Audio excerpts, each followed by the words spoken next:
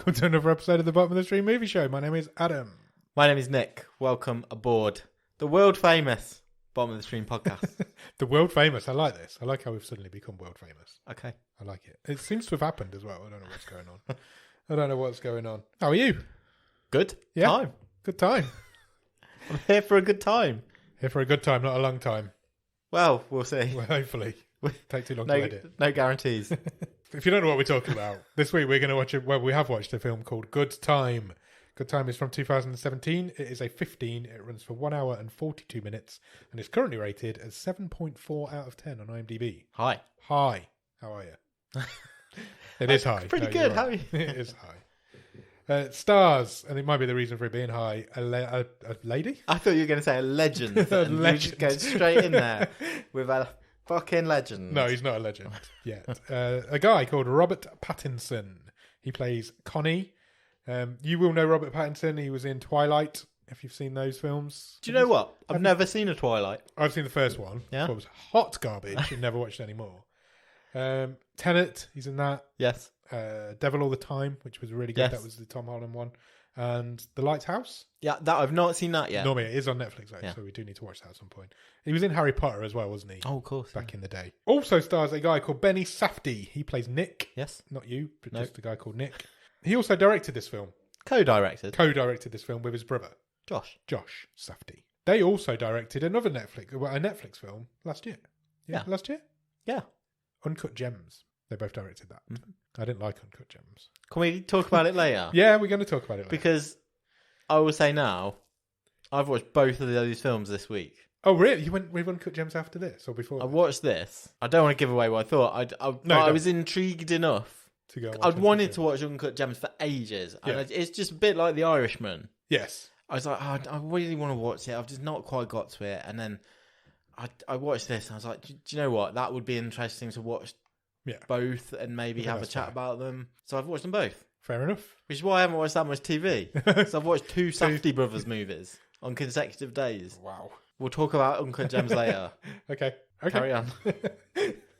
Oh, we're going to have some arguments. I like it. Also stars a lady called Jennifer Jason Leigh. She plays a character called Corey. She's been in loads of stuff. Yeah. She got an Oscar nomination for The Hateful Eight. Yes. A few years ago. She plays the mum in Atypical. Correct. It's a Netflix sitcom. Yeah, she was a pretty big deal in the 90s. Back in the 90s, yeah. Woman in the Window, she's in that. Single white female. Yeah. That's probably what she's most famous for. I haven't written down the detail. Oh, they're the top three billed people in this film. I would argue she's not the third highest person in this. She's the name cast, but pretty inconsequential as a character. Yes, but I haven't written down the guy who is consequential, so I'm not going to tell you about him. When we get to him, I'll find some information. The film was, we've already talked about the directors. The film was written by Josh Safdie and a guy called Ronald Brostein, who both also wrote Uncut Gems. Okay. So Benny Safdie doesn't get a writing credit on this film. Right. His brother does. And he also doesn't get a writing credit on Uncut Gems. Where does this film start, Nick? Nick is being, I guess, evaluated. Yes, we meet Nick early doors. He has a learning disability. Yes. And I believe he's partially deaf. Well, he's definitely got hearing aids. Yeah. So, yeah. And he's been quizzed by a psychologist. Yeah, I guess so. Funny looking chap, wasn't he? He's all crazy hair. He's a bit like Doc Brown, isn't he? He'd play a good Doc Brown in the modern day if you wanted somebody to do it. And Nick's being asked about his understanding of proverbs. Yeah. Basically, what does this mean to you? What do you think this means? Yeah. And we're at a kind of, I don't want to say psych hospital, I guess. Yeah, I guess so. I don't know facility. Yeah. I don't know the correct term for it, but that's what you'd call it, I suppose. And then just as that's all going on... Well, he's responding, isn't he? Yes. But then he kind of shuts down when he notices the doctor's taking notes. Yeah. Because he's like, what are you writing about me? Yeah. I don't like that. He doesn't like being assessed for whatever he's being assessed for. And then his brother comes in. His brother's obviously Robert Pattinson's character, Connie. Yeah. It basically busts him out. Pulls him out. It's like, get away from him, don't talk to my brother. He doesn't need to be in here. Yeah. I look after him. Yeah. Yeah. Get out.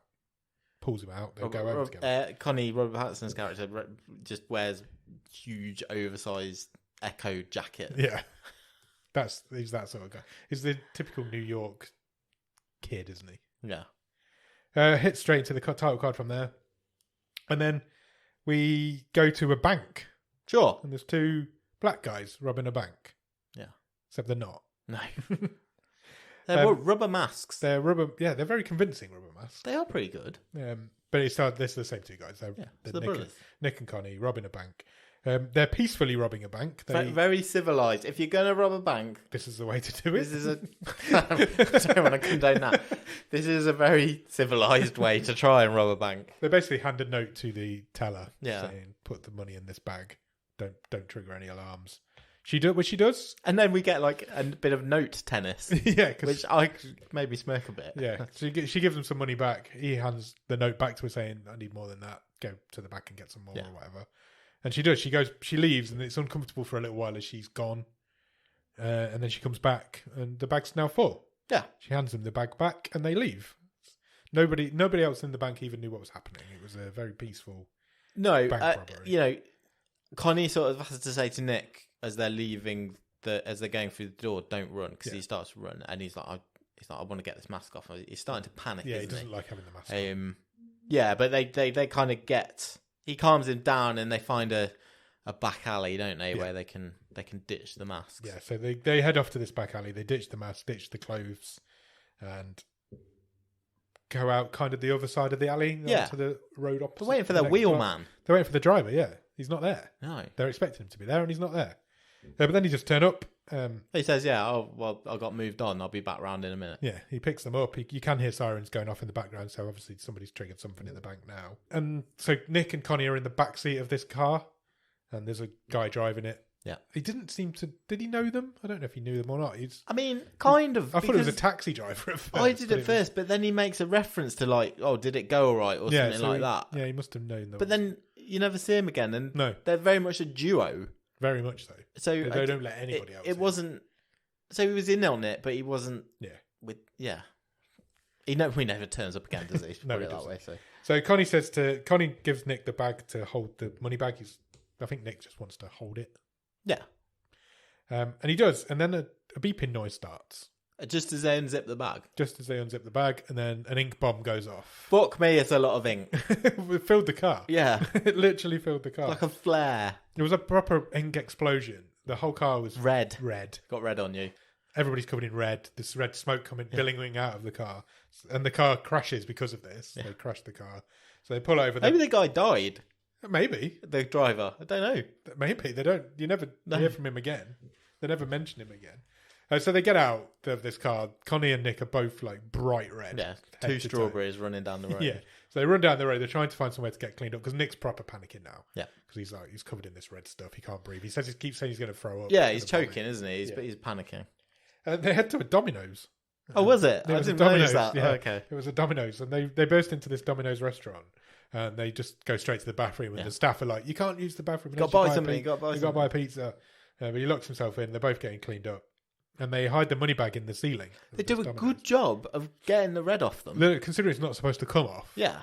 And they are covered. Yeah. The whole point of it is it's not supposed to come off. But Connie must have planned ahead because Nick was wearing 2 pairs of trousers. Yeah, so on the clothes. But also there was a possibility that it might happen. But yeah, their faces and hands, everything. So they hide the money in the ceiling of the Domino's and get themselves cleaned up and leave. Yeah, walk back out onto the street. Walk back out onto the street. They've got their hoods up, so you can't. They will still have red on their hair and stuff, but you can see that there's a bit around like Nick's top of his hoodie. Nobody's going to question it at this point now if you pass them in the street. And then a cop car drives past, and the cops do question it. But they look fucking suspicious. They look suspicious as anything, regardless of the fact that you can see if you can see any red or not, because they're like heads down, hoods up. So yeah, they're definitely being. Yeah. They're not being inconspicuous. I'd stop them if I was a cop. Yeah, and the cops do stop them. They're just chatting away to the cops, and then Nick kind of panics. His bolts. He just runs. That just triggers the cops' reaction to what? Give a chase. They've ran. We need to follow them. They're obviously up to something. And they end up in a shopping mall, and they're running through this shopping mall. Kind of get split up, don't they? Yeah. Do you want to know an interesting fact about this shopping mall? Please. It was not closed at the time. Oh, wow. Guerrilla filming. All the people reaction in this shopping mall is genuine. Nice. And apparently even some members of the public tried to stop the actors who were playing the cops from chasing these two guys. Wow, like it. So, yeah, apparently it says that in the IMDb True. I thought it was quite interesting. But they kind of get split up. Nick's not as fast as Connie is. and they end up going in opposite directions. Nick runs through a plate glass window. Yeah, he's he's running and he turns to see where the cop is, and he kind of trips / runs straight through this glass door. Which knocks him out. And that's that. He's cuffed. The cops catch him. He's cuffed. He's done. He's arrested him. But Connie manages to get away. We stay with Nick for a little while, don't we? He gets handcuffed, gets put in a cell. Yeah, so he goes into the holding area in prison, and the credits roll. We're like 25 minutes. I've written that down a bit later on. The credits are still going. It's like it does go on the credits go on for ages. James Bond film or something. The credits don't stop. I think for about another 2 pages in my notes. They get put in this he gets put in this holding cell, and there's lots of people. It's a war zone in there. Yeah, there's loads of people in there, and obviously when you put a load of criminals in one room together, fighting's going to start breaking out, and it does. The cops come along, pepper spray everybody. Yeah, and obviously Nick's face is all fucked up from running through the glass door. Yeah, Annie's now full of pepper spray. There's lots of screaming and noises going on. Everybody's in a blind. The one defining trait of this film, the same as it is for Uncut Gems, is how chaotic it is. Yeah, it's if you've seen Uncut Gems, you know the exact style of this film. It's just pure chaos the whole time, and it really makes me uncomfortable. I think that's the goal. It is the goal. I think. But I don't find it entertain. It doesn't entertain me because it's an assault on your senses. It's a deliberate assault on your senses. Yeah, it is, and that is the style that it's guys here in this movie, and then it's amped up in Uncut Gems. Yeah, 100%. This isn't as obvious as it is in Uncut Gems, but there's always music playing in this film as well. There's always like music in the background. Yeah. There's always people shouting. I like. It puts me on edge, and I don't like it. It makes me uncomfortable. And I think the soundtrack is to be credited to that as part of that sort of engineering.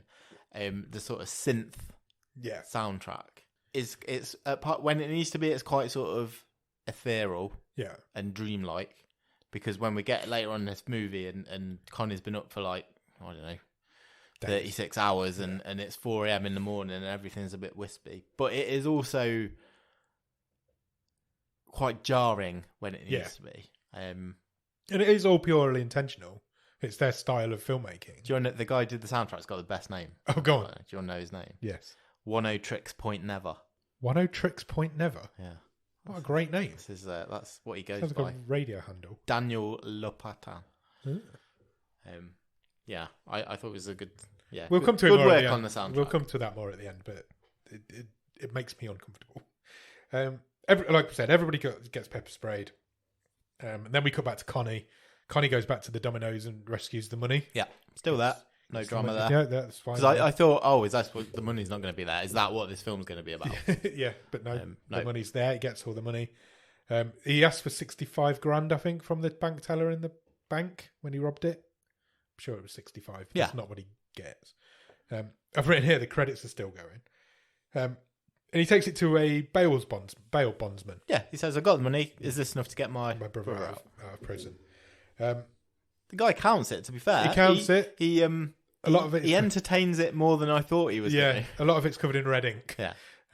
So he's like, I can't use any of that. So he separates it basically into 2 piles, doesn't he? Yeah. And usable money, he's got $16,480. And the bail bondsman's like, it's not enough.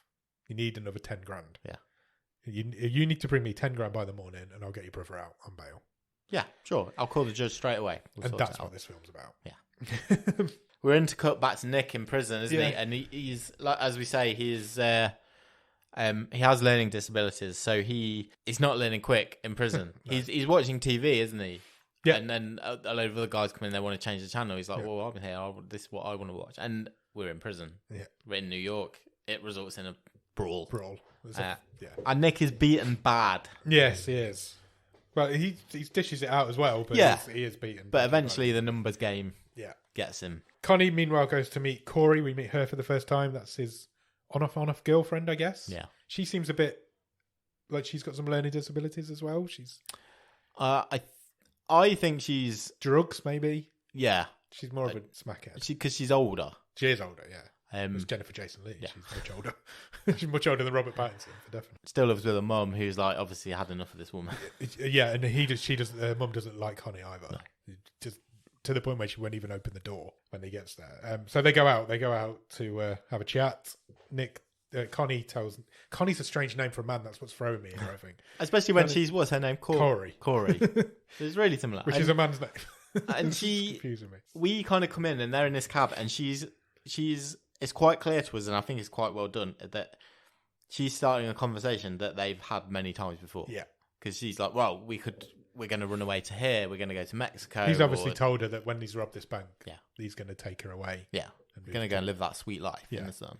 And now he's trying to tell her that that's not going to happen, but at the same time, it will still happen at some point. Yeah. But Nick's in prison, and that needs to be the focus. He lies to her, doesn't he? Yeah. I mean, he lies all the way through this. There's no truthful words in. And again, there's a lot of similarities to Connie's character in this and Adam Sandler's character in Uncut Gems, because they are just forever trying to chase the next lie to get to the next thing or do the next deal. And he says that Nick is in prison, but it's because he attacked his counselor. Yeah. He tells her he's on Rikers Island. Yeah. And he says to her, "Look, I know your mum's credit card's good for a couple of grand. Can I borrow some money?" He asks her to borrow some money, and he doesn't really give a chance to say no. And he takes her to the bail bondsman office at the time, like there and then. Yeah. So she has no choice but to say yes. Connie has a chat with the bail bondsman and says, "Look, she's got 10 grand. Connie's like, this is going to really fuck me over. Corey's like, 10 grand? I haven't got 10 grand. What are you talking about? Yeah, you said it was a couple. Yeah, you said you wanted a couple of grand. The bail bondsman's like, look, it's 8:30. I think he said it was 8:30 at night. It's late now. Judge goes to dinner at 9. Judge goes to dinner at 9. Let's It's late for a judge's dinner, isn't it? Yeah. And he's like, I can try, but there's no chance I'm getting him out tonight, but I will try for you. So he makes a phone call. He finds out that Nick's in hospital. And whilst he's finding that out, his assistant finds out that Corey's cards decline. So because her mum's cancelled all the cards the minute she saw Connie turn up.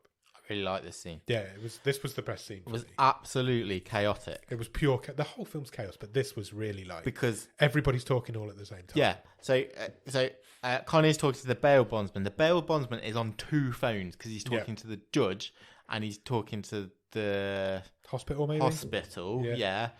Or the prison warden who's told him that the brother's in hospital.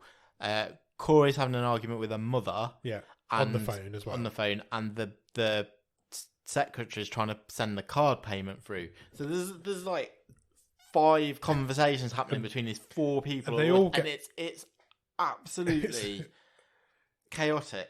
It's really well engineered, isn't it? Works. To put that together as a director. Yeah. That organised chaos. Yeah. I find it like, it really sets me on edge, and I know it's supposed to, but it's like, I don't know. I don't know. But Connie's in the middle of these other people, and he's kind of screaming at all of them at the same time because he's trying to calm Corey down, and he's trying to find out why the cards declined, whilst also trying to find out what's going on with Nick. Yeah. And it's just chaos. Everybody's just shouting over each other. It's the same as Uncut Gems, isn't it? That whole film's just people shouting over each other. What did you think of? I thought Pattinson was really good in this scene. Yeah, agreed. I thought he was really good overall, but I do quite like him anyway. I think he was good overall. Yeah. I thought this is all him. He anchors this whole film. Yeah, he does. It's basically his film. He's pretty much the only one in it. Yeah. There's him and another guy who turns up later on. But other than that, I think he does a really good job. I'm excited for his Batman. Okay. I really want to see what he's going to do with it. So I think he needs to be good because I think there's a lot of tiredness and sort of really another Yeah, agreed. There is. So to overcome that, he's gonna have to be good. While at the same time, he's still trying to get over the Twilight thing. Yeah. Because there are people out there who just see him as the guy from Twilight. Sure. So he's got to try and get past that at the same time. It's going to be tough for him. If you'd have asked me for a 1-word review for this movie, it probably would have been like Neon Vampire. Neon Vampire, I like it. I did ask you just then. Okay. So yeah, this was a good scene. I thought it was a really good scene. I think it's the best scene in the film, but it made my heart pound. Oh, it does. It's chaos. It is chaos. Where did it go from there? So Connie's mum's cancelled all the cards. They find out. Yeah, they find out which hospital Nick is in. Yeah, and Connie says to the bail bondsman, "Give me the rest of the money back, then. Yeah, and I'll bring you the rest." And he won't. He's like, it's mine. It's mine now. It's in my safe. Yeah. So Connie just ditches all of them. Yeah, leaves Corey there. Yeah. I don't think we see her again. No, maybe not. No, I don't think we do. He speaks to her on the phone later on. Yeah, leaves her crying in the bondsman's office. Yeah, and he's off. He goes back to the hospital. Well, he goes to the hospital because he found out which hospital Nick was in, so he heads over there. He tricks one of the orderlies into figuring out which floor he's going to be on. Yeah. And he eventually finds out which room he's in. He says all the prisoners are on a certain floor. Yeah, 6th floor, I think. He goes up to the 6th floor. He finds that there's a room being guarded by a cop. That must be Nick's room. Sure. And he manages to distract the cop. No, he just waits him out. Did it? I kind of missed this bit. So he chats to the cop, but he says something about, oh, my dad's dying or something, and, well, I'm having a terrible day. And the cop sort of engages him in conversation. I remember that bit. And then he says something like, oh, I'm going to get a coffee. Do you want one? The cop says no. So I think his plan was, try and see if we can draw him away. That doesn't work. So he goes into the next room. Oh, he does, yeah. He literally just waits for the cop to leave. Right, okay. Because the cop eventually goes and gets a coffee. So whilst the cop's gone, he gets Nick out of bed. His face is all bandaged up because he's obviously been beat up quite badly. And he gets him into a wheelchair, wheels him out the front door of the hospital. He's unconscious. Yeah, he's unconscious. It's like we were a bit Weekend at Bernie's here. Yeah, he's quite brazen about it. He goes past the security desk. He just wheels him out the front door of the hospital. He just banks on no one. Yeah, nobody's going to question an eyelid. Yeah. No one does. And he finds a dial-a-ride bus, which is basically a bus that takes people home from hospital. This was a bit convenient. Yeah, but they do exist. It is a thing. Yeah, it's plausible, but it was right there exactly when he needed it. Yeah, it was. So they were literally loading someone up. Literally loading somebody up, and he gets himself onto this bus. They just ride it to the end of the line. Yeah, they just go to the end, don't they? There's an old couple on there. Yeah. And they get dropped off. So he says, when they drop the last couple off... Yes, he says to the driver... The driver says, you're not on my list. Yeah, I only had 3 stops. And Connie says, well, we definitely were due to come on this bus. He said, they told us to come here. We're only 2 blocks. Yeah, can you just take me out anyway? Yeah, so we assumed that you knew. Yeah.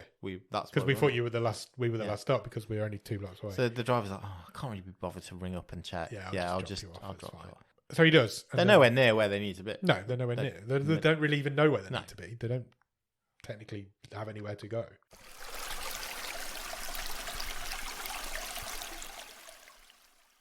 And then he decides the best course of action would be to go back to this old couple's apartment where they were the previous drop-off.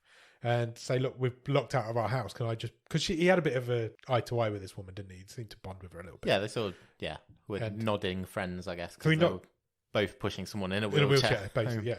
So he knocks on the door and says, look, we're locked out of our house. Our mum's not at home. Can we borrow your phone? Yeah. She's a bit reluctant, but she lets them in. She says, yeah. He has to win a round. Yeah, he does have to win a round.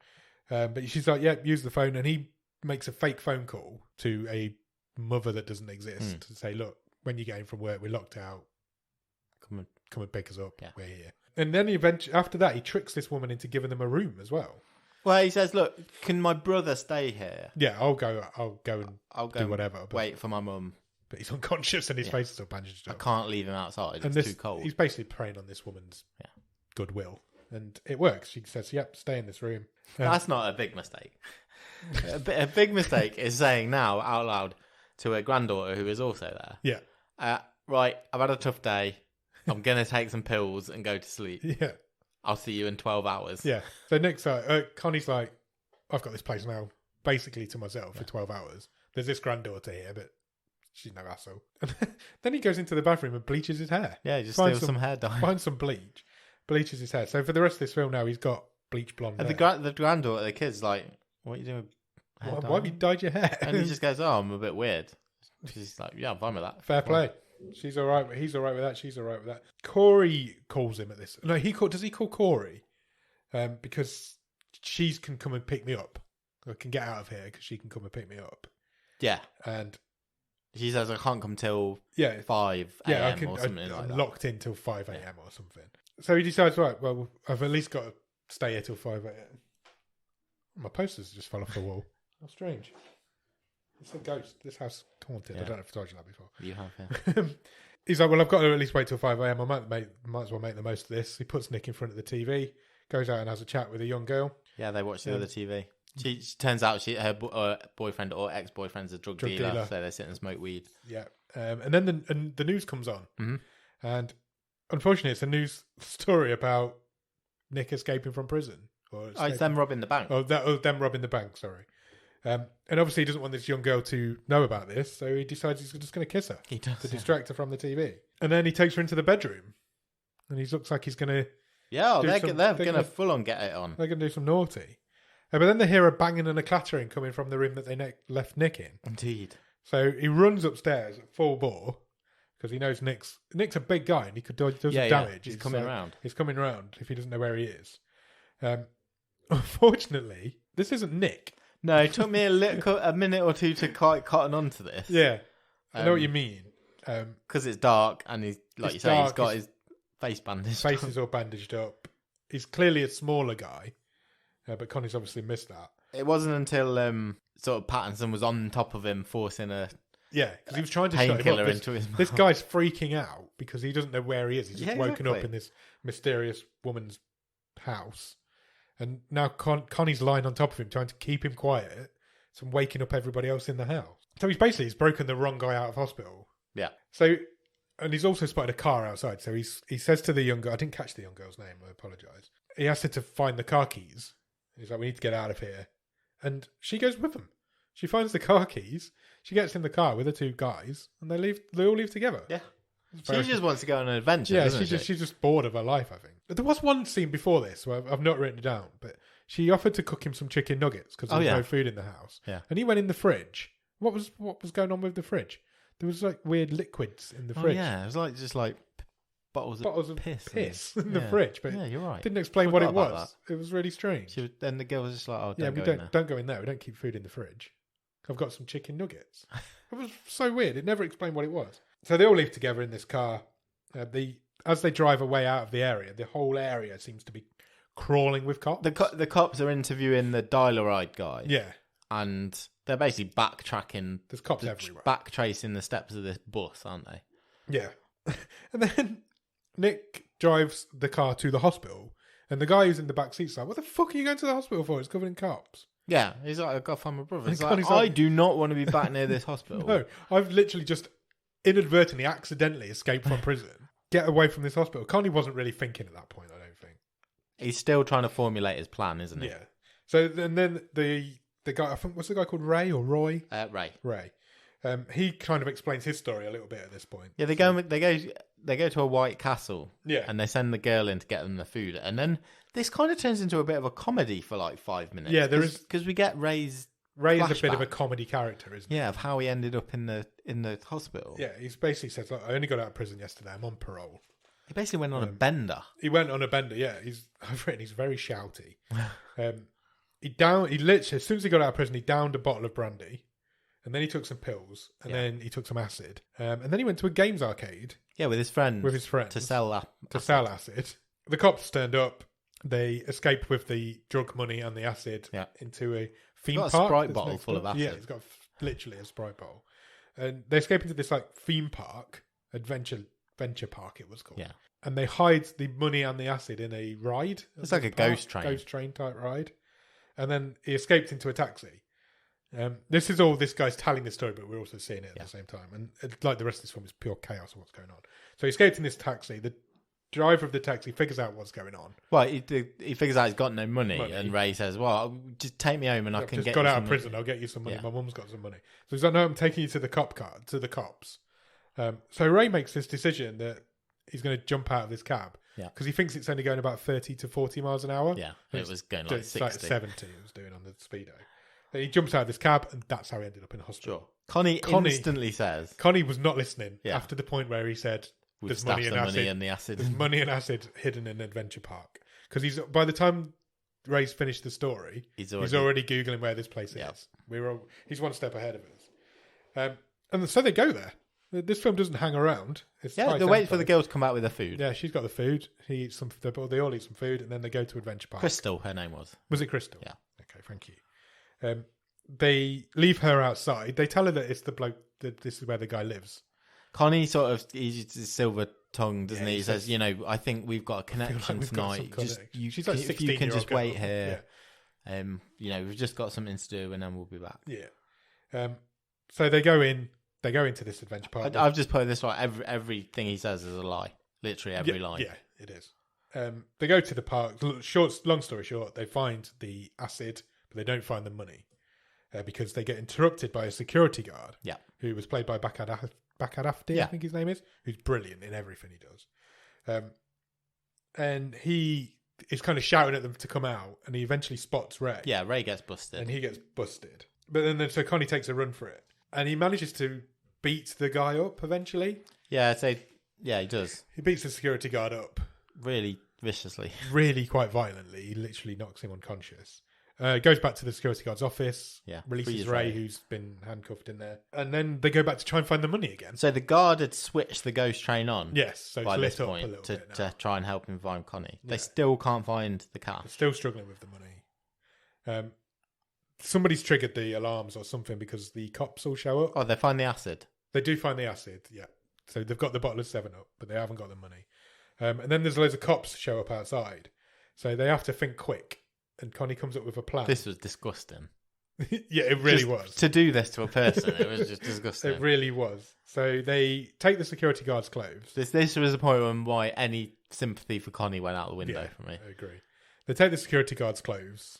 Connie dresses up as him. Yeah. Even though he's a much bigger guy than the security guard, a much, much bigger guy. And then Ray pours a load of acid into his mouth. Yeah. Which you're supposed to take like one drop of this stuff. Yeah.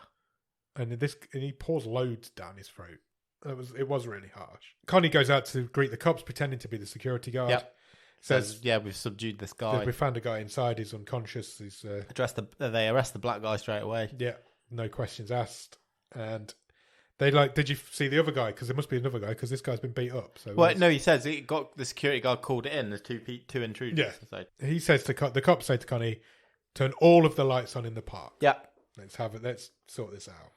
Which, if I'm being cynical, that's just put in this to make this give us a really interesting setting for the next few minutes of this film. Yeah, exactly.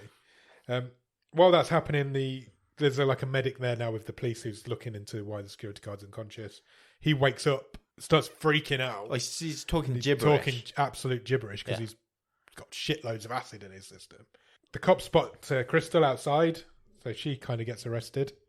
Or, why are you here, young girl? Connie sells her out. He does. Sells Ray. Straight away. He lets her get arrested. Yeah, he lets her get arrested. The policeman says, was this the other one?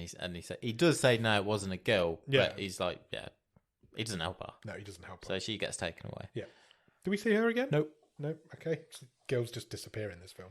So, and everybody leaves. Ray's still hiding somewhere. The security guard's gone to hospital. The cops have all gone. Connie calls the hospital. Yeah, so he goes into the office. Info on his brother. They won't give him any. No, because he's a prisoner. And then he destroys the hard drive with all the security camera footage on of what's happened that night. And then they leave without the money. But they do have the acid. They do have the bottle of Sprite. They've spilled quite a lot of it down this security guard's throat. And then where do they go here? They go to somebody's apartment, but didn't they go to the guard's house? Oh, it's the security guard's house. Okay, so they get in his car. Sense. They've got his wallet. I knew they got in his car. So they go to his flat. Okay, I couldn't figure out whose apartment it was. I was like, who is this? Where are they? And Connie's like, right, we need to sell this acid. Yeah, we need to sell it right. He's like, how much can I get for this? Like now, yeah, without shopping it around or anything. Just what can I get for it? And so Ray says, look, I know the guy who owns it. I know who it is. Let me call him. Yeah. We'll get him down here. He'll probably give you a reward for it. Sell it back to him. The news report comes on the TV again while they're there. The sun's starting to come up by now. Yeah. Because this is all happening over one night. Ray has gone straight back on the booze. Yeah, it's literally... He's got like a brown bottle of something, like a liqueur or something. Yeah. So the news report comes on, basically says, it's talking about Nick and how Nick had apparently beat up his grandma or caused his grandma to break her arm or something. He threw a pan at her. That was it, yeah. He threw a hot pan at her. And the news report does say Connie is still on the run. It puts a picture of Connie up on the screen. So Ray knows now that all is not good. I think he knew that anyway. This was quite a good bit for Pattinson as a performance-wise because he goes off on Ray now because he's like, you're a fuck-up. Yeah. And Ray's like, well, so are you. And Connie really thinks he's a class above Ray. Yeah, because he even says that. You just got out of prison and you got fucked up. And Ray's like, well, you're a fucking loser as well. Look at you. Because Ray says to him, oh, you think you're just better than me. Yeah. And Connie's like, I am better than you. He's not. It's not. No, he's not. So they argue about who is better as a person. Then the door tannoy goes off. It does, yeah. And it's Caliph. He's the guy who owns the... It's Ray's dealer, basically. Acid, yeah. Yeah, it's Ray's mate, his dealer. And Connie says to him, I want 15 grand. You can have your bottle back. Right now. And I can have my bottle back. He's also saying this whilst he's locked in the bedroom with a dog. Yeah. Which happened to just be there. And he has an affinity with dogs. Yeah, he calms this dog down, doesn't he, when they first go in? He mentions it earlier in the film. He's got this like thing where he can calm dogs down. And Caliph says, look, I can get you $1,000. Yeah. I can go to the cash point downstairs, get you $1,000, job done. And then he changes that to $3,000. Connie's holding his balls. He's like, I'm having 15. So Caliph's like, right, it'll take me some time. You'll have to give me till tonight. No, he says 3 hours or something 3 hours, like that. Something like that. Yeah. But he says, I'll get you the $15,000. He sort of turns to Ray and says, right, I'm going to go and get a gun and come back. Yeah. Let's sort this shit out. Yeah. Did Connie hear that? Because as soon as Caliph leaves, Connie's like, right, I'm out. I don't know if he heard it, but he clearly was like, well, he was suspect. He's not going to come back with 15 grand. He's not going to come back with 15 grand. So he leaves. He's like, right, I'm out of it. And Ray's trying to stop him because Ray's like, you can't. Because Khalifa said, keep him here. Yeah. Make sure you're here when I'm back. Connie leaves. The dog bites Ray as it's leaving. Yeah, they kind of have a scrap in the corridor, don't they? And then you see the rest of it from Ray's perspective. No, Connie's perspective. No, Ray's perspective. In the flat, he's still in the flat. And he's Ray goes to the balcony. Doesn't he? So he's kind of looking down over the area, and he can see Connie leaving. Yeah, and then a load of cops turn up. He rings. Yeah, because he rings Caliph, doesn't he? Yeah, and Caliph says, "There's cops everywhere. I'm not coming back." Yeah, I'm not coming back. There's cops everywhere. You can see Connie being chased and eventually getting caught. And he drops the bottle of acid, and Ray spots where this bottle of acid is. So he gets back on the phone to Caliph. He's like, he's on top of the parking lot. He's dropped the acid. You can't miss it. It's in a Sprite bottle. It's in a Sprite bottle. You can't miss it. It's on the roof of the parking lot. By this time, the cops have really quickly got up into the building. Got up and knocking on the door. So they're knocking on the door. So he's only got one choice here. He's got to get out the window. So he does. He tries to escape out the window. We switch to Connie's perspective. Yeah. So he's now being put in the back of a cop car, looking up at Ray. Because the cops are like, shit, there's a man coming out the window. And then he falls out the window. He goes splat. It's horrible, isn't splat, it? Yeah. It's like you're watching him trying to get out this window, and then he just drops like a bomb. And that's the end of Ray. We don't see him again either. And then Connie gets driven away, and it lingers on him for ages. Yes. Because we're coming up to the end of the film now. I mean, I just will say here, I didn't like my Netflix because my thumbnail is Robert Pattinson sitting in the back of a cop car behind like the grid. Oh, really? And it's literally the last shot of him in it's the movie. It's the last shot of the film. Wow. Oh, it's the last shot of him in the movie. Okay, I don't think mine was. I don't know. I can't remember. So he's getting driven away, being arrested by the cop. And then we cut back to Nick. No, Nick's now in a waiting room somewhere. Yep. With his grandma. And the psychologist. And the psychologist turns up again. And he's like, come with me. I've found you this group of people that you can bond with. He says to Nick, your brother's done a good thing. Yeah. He says, wish it hadn't come to this. Yeah. But he says you're both in the right place. Yeah. I think inferring Connie's in prison and Nick's back at this hospital. Psych hospital. And he says to him, look, he says, come and meet these people. Give it a chance. I think you'll like it. Come and meet these people. And they're playing a game. And basically the credits for the film start rolling as Nick's he's reluctant at first, but then he starts playing this game with people. And it's like cross the room if you've done this, basically. Yeah. It's a bit like Have You Ever? Never Have I Ever. And they're playing it and the film ends. Yeah, it just fades out, doesn't it? Yeah, what did you think? I mean, it's an assault on your senses. Yeah, it is. I mean, this is, having watched both of these movies this week, this and Uncut Gems, it's very much the Safdie Brothers method. Yeah, very much so. They're very much their style. It's go, and it's just induce panic. It's stressful. Yeah. It's stressful to watch. That's why I don't like them, I think. I mean, it stresses me out. And this is nowhere near as stressful as Uncut Gems. I'll come back to this in a sec. Yeah. I watched Uncut Gems the day after. Yeah. I felt like I was having a panic attack for 2 hours. Same. When I didn't like Uncut Gems at all because it made me feel horrible. Now, and I got the same vibe from this, but maybe because I'd watched this first, I was thinking of Uncut Gems at the same time. Right. I said to you last night, if I'd have known this was directed by those two people, I wouldn't have ever put it on the long list. No, I think it's great. I think it's great. You've had to come back for more. I enjoyed this movie. I enjoy it? That's the question. I thought it was a good story. I didn't hate it. I followed it and I followed the story, and I did prefer it to Uncut Gems. Okay. I don't think I can say I enjoyed it because it doesn't. I don't enjoy that feeling of like.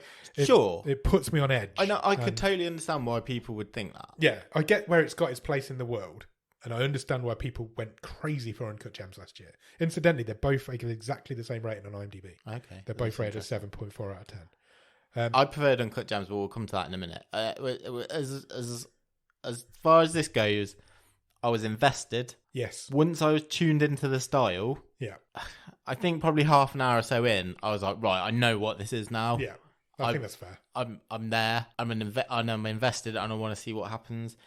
But it is an assault on the senses. It is just the character of Connie just lurches from one mistake to the next mistake to the next mistake, and it's really it's quite tiring actually. Yeah, I'd agree with that. And you know, the soundtrack's there as well, but the performances are good, the story is good. I can understand why people wouldn't like this. I think it took me a bit of time to adjust to what this was.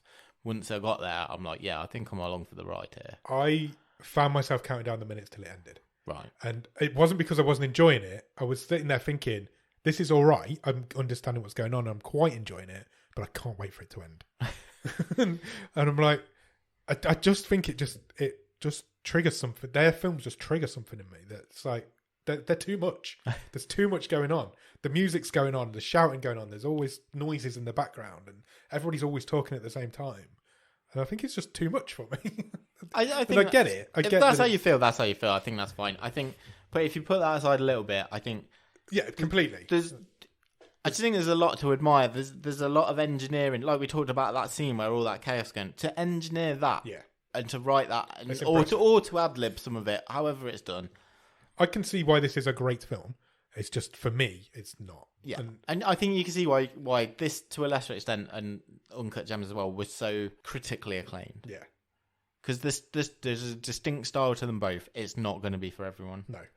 Yeah. That scene in the I liked it. I liked this movie. That scene in the bail bondsman office, where it's chaos for like 10 minutes. Uncut Gems is that. Yeah, it is. The whole it's film. that all the way through. Yeah, it's and I think that's what put me off it a little bit, because I was like, I can't do another film like this. Yeah. It's just too much. This has a little bit more breathing room than Uncut Gems. That's fair to say. I'd agree with that. I think this is better.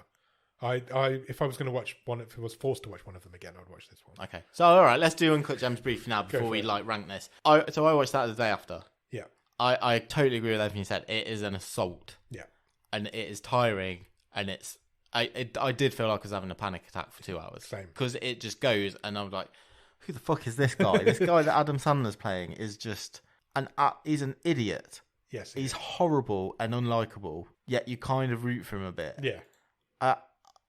Honestly, I thought it was absolutely magnificent. I loved it. Really? I thought it was one of the best movies I've seen in ages. Wow. I like I said a minute ago, I get why people see them as good films. I just can't do it. There's a scene in Uncut Gems when Kevin Garnett brings the gem back. Yes. And Sandler's character's been trying to get this rock back for about 45 minutes at this point in the length of the movie. And he finally brings it back to his office because he thinks he needs to get it to the auction and all this stuff. It's all building up to a climax.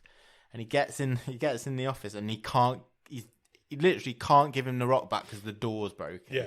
And it's similar to the scene in this that we talked about with the bail bondsman. But not only you've got like 6 conversations, you've got a door buzzer going off. And I was literally sitting there watching it going, oh, this is going to fry my brain. It's doing me over. That's exactly how I was watching it. But then I came away from the whole thing and I was like, fuck me, I feel like I've like lived an experience watching that. Yeah, both of these films are like that. I don't like it. I can totally see that. I loved Uncut Gems. I thought it was absolutely magnificent. I thought it was outstanding. I understand that. They're just not for me. Yeah. They're just not. This was very good. It wasn't as good as Uncut Gems, but I enjoyed it. Maybe I think this is better because it's a bit more peaceful than that. Cool. There's the other thing they both reminded me of. One of my favourite movies is Goodfellas. Yes. And there's a scene towards the end of Goodfellas where Ray Liotta's character does a load of coke and cooks like a huge dinner. I can't remember if it's Thanksgiving or Christmas, I can't remember. And he's already paranoid and he does all these drugs. And it's about 15 to 20 minutes. He's getting followed by the helicopters and it's really manic. Both of these films are like that, but for 2 hours. Yeah. That's what it reminded me of. Yeah, they're an experience. They really are. If you like one, you're going to like the other. Yeah. Put it that way. What's the best thing about it? I think this is some of the best acting performances we've seen. Yeah. I think Patterson's really good. I'd agree with that.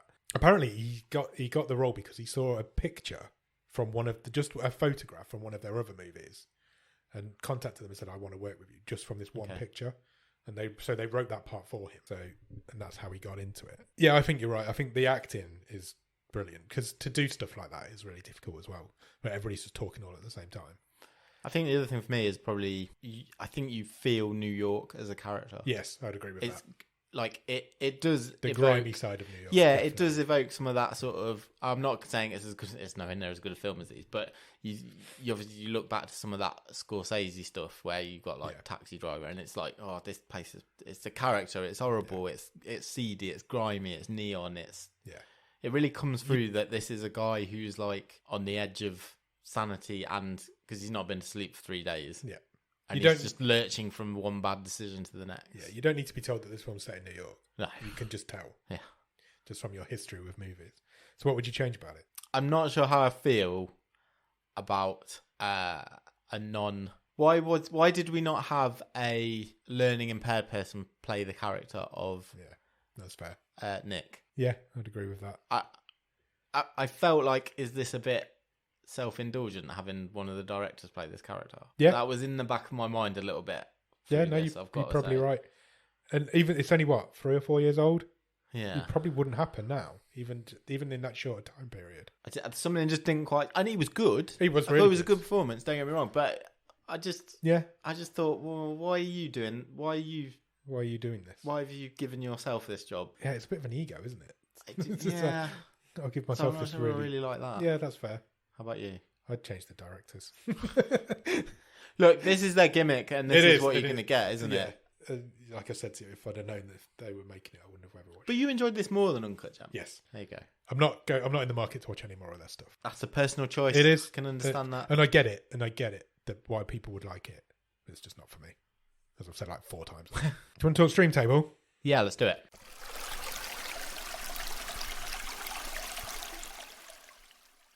This is going to be a tough one, isn't it? I might just take the lead on this. I'm torn on it, to be honest. Well, you tell me where you think it goes.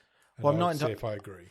I'm not entirely sure. Do you want me to read the table out? Yeah, go for it. Currently at the bottom of the stream for season 6 is Secret Obsession, followed by American Mary, and then Destruction Las Vegas.